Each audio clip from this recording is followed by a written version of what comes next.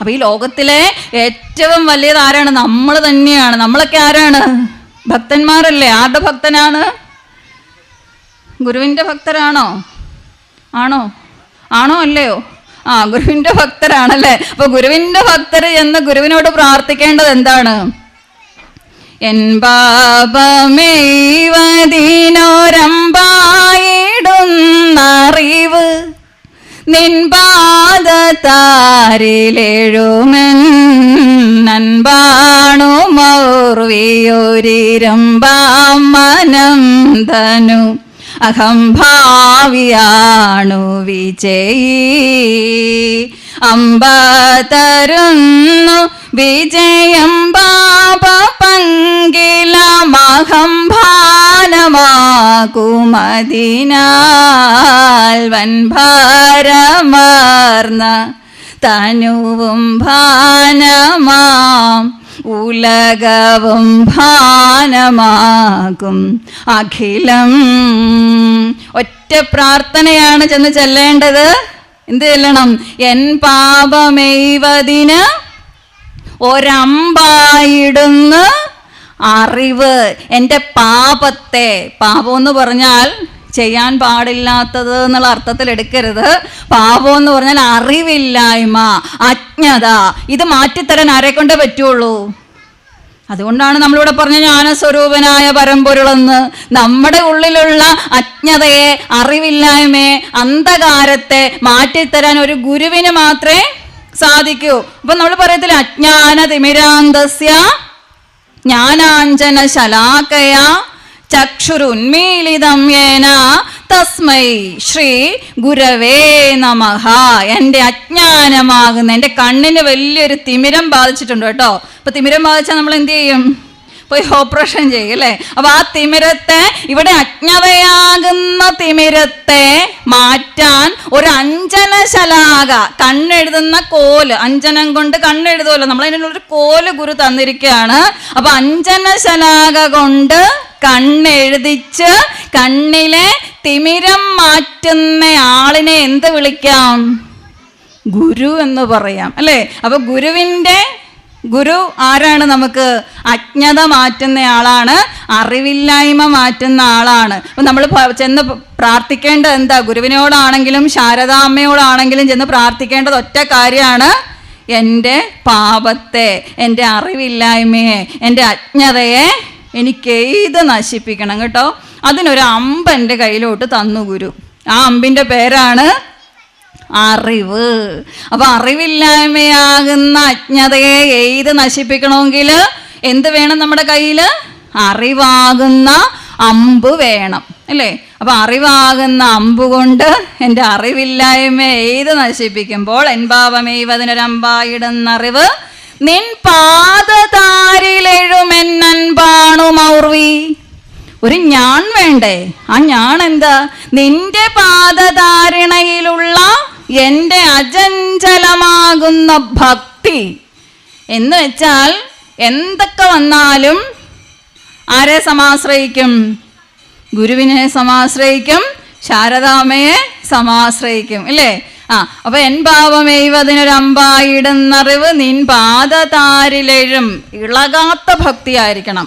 നമ്മുടെ ഭക്തി ഇളകുന്നതാണോ ഇളകാത്തതാണോ എന്നറിയില്ല അല്ലേ. പ്രശ്നങ്ങൾ വരുമ്പോൾ, വിഷമങ്ങൾ വരുമ്പോഴൊക്കെ നമ്മുടെ ഭക്തി കുറച്ചൊക്കെ ഇളകിപ്പോകും അല്ലേ. അപ്പം നമ്മൾ പറയും ഭഗവാനെ എന്നാലും എന്നെ കൈവിട്ടോ, എന്നെ മറന്നോ എന്നൊക്കെ നമ്മുടെ ജീവിതത്തിൽ പലപ്പോഴും തോന്നാറുണ്ട്. കാരണം പ്രകൃതി പിടിച്ച് ചുഴറ്റിടും പ്രകാരം സുഹൃതികൾ പോലും അഹോ ചുഴന്നിടുന്നു എന്ന് പറയും. എത്രയൊക്കെ പറഞ്ഞാലും ചില സന്ദർഭങ്ങളിൽ ഈ മായ നമ്മളെ അങ്ങ് പിടികൂടും. മായയുടെ സ്വഭാവം തന്നെ എന്താ?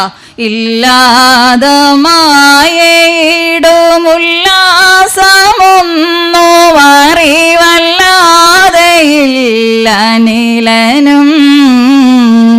ഇല്ലാത്തതിനെയൊക്കെ ഉണ്ടാക്കി കാണിക്കുന്ന ആളിൻ്റെ പേരാണ് മായ അല്ലേ. നമ്മളോട് പലതും ചെയ്തോ എന്ന് പറഞ്ഞിട്ട് നമ്മളെ അങ്ങ് പ്രേരിപ്പിക്കുന്നുണ്ടെങ്കിൽ ആ ആളിനെ എന്ത് വിളിച്ചോളൂ?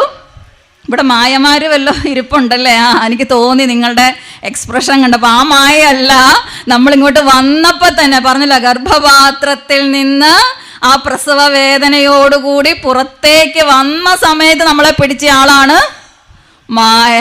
അതുകൊണ്ടാ പറഞ്ഞ നീയല്ലോ മായയും മായാവിയും മായാവിനോദനും. ലാസ്റ്റ് നമുക്ക് രക്ഷപ്പെടാൻ ഒരു വഴിയും കൂടെ കാണിച്ചു തന്നു.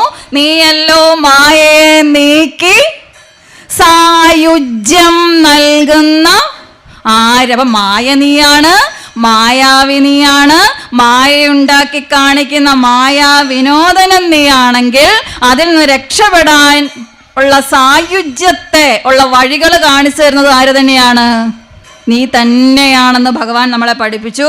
അതുകൊണ്ട് ഇവിടെ ഉത്സവവേദിയിൽ കൊടിയേറ്റ് നടക്കാനുള്ള സമയമായി. ഈ കൊടിയേറ്റ് ഇവിടെ നടക്കുമ്പോൾ നിങ്ങളുടെ ഉള്ളിലും ഭഗവാന്റെ ഒരു കൊടിയേറ്റ് നടക്കണം. എന്നിട്ട് നിങ്ങൾ ഏത് ലെവലിലേക്ക് ഉയരണമെന്നറിയാവോ? തിങ്കളും കൊന്നയും ചൂടുമേശൻ പദ പങ്കജം ചേർന്നു നിന്നാടു പാമ്പേ വെണ്ണീറണിഞ്ഞു വിളങ്ങും തിരുമേനി കണ്ണീരൊഴുക കണ്ടാടു പാമ്പേ. വെണ്ണീറൊഴുകി വെണ്ണീറണിഞ്ഞ് വിളങ്ങുന്ന ഭഗവാന്റെ തിരുമേനിയെ കണ്ണീരൊഴുക കണ്ട് മനസ്സാകുന്ന പാമ്പേ നീ അതിലേക്ക്.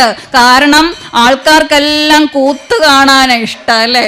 അതുകൊണ്ടല്ല ഇപ്പൊ നമ്മുടെ പരിപാടികളിൽ പ്രധാനമായിട്ട് എന്താണ് എന്ന് വെച്ചാൽ നമുക്ക് 2 തരത്തിലും ജീവിക്കണം. ആത്മീയതയും വേണം, ഭൗതികതയും വേണം. അതുകൊണ്ട് പറയും ശ്രേയസ്സു നൽകണേ നാരായണ പ്രേയസ്സു മേഘണേ നാരായണ.